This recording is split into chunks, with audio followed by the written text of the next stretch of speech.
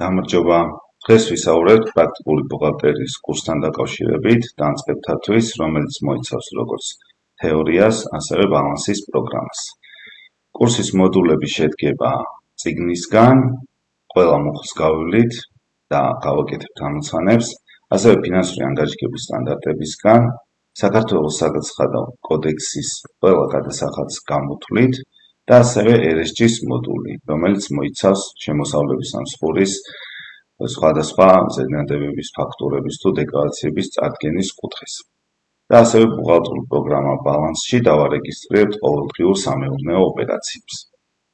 თავიდან მინდა აღვნიშნო, რომ სამწუხაროდ ბუღალტერიას ერთ-ორ თვეში ვერ ვისწავლით, რადგან დამოკიდებულია ბევრ სხვადასხვა რიგ მიზეზზე და ფაქტორზე.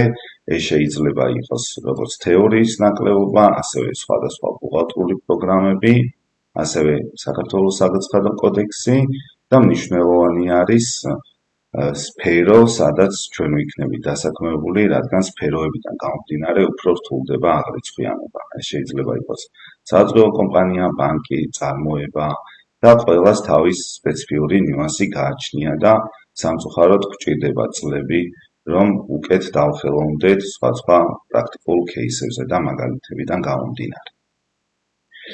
როგორც ვახსენე, ESG-ის მოდულიც გვექნება, ასევე განვიხილავთ ფინანსური ანგარიშგების სტანდარტებს, რაც ძალიან მნიშვნელოვანია, თუ როგორ უნდა იყოს სწორად აღრიცხული, ესა თუ ის ბუღალტრული მუხლი, ეს შეიძლება ეხებოდეს მოგებაზარების და ბალანსის მუხლებს, შემოსავლებს, ხარჯებს, მარაგებს, ძირითად საშუალებებს, კრედიტორულ და დებიტორულ დავალიანებას, ფულს და ასე შემდეგ.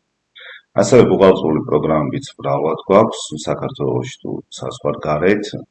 ეს შეიძლება იყოს ორისი, სუპერფინი, ინფობუღალტერია, ფინა, ბალანსი, აპექსი და ასე შემდეგ. ჩვენ შევისწავლით ბალანსს, რაც ძალიან მნიშვნელოვანია.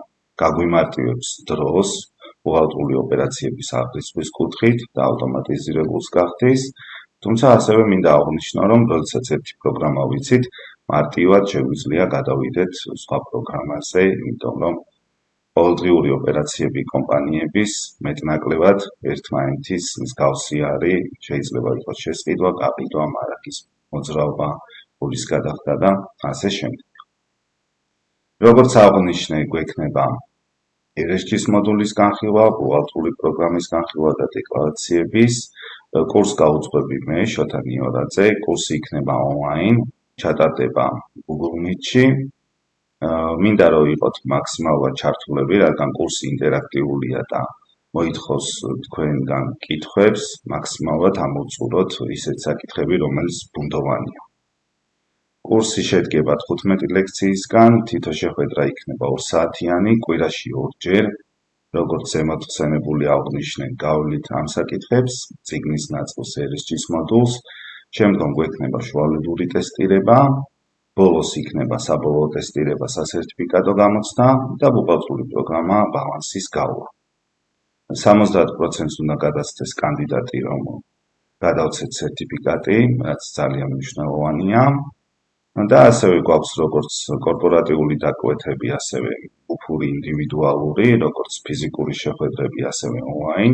ძირითადად ვატარებთ ონლაინ კურსებს.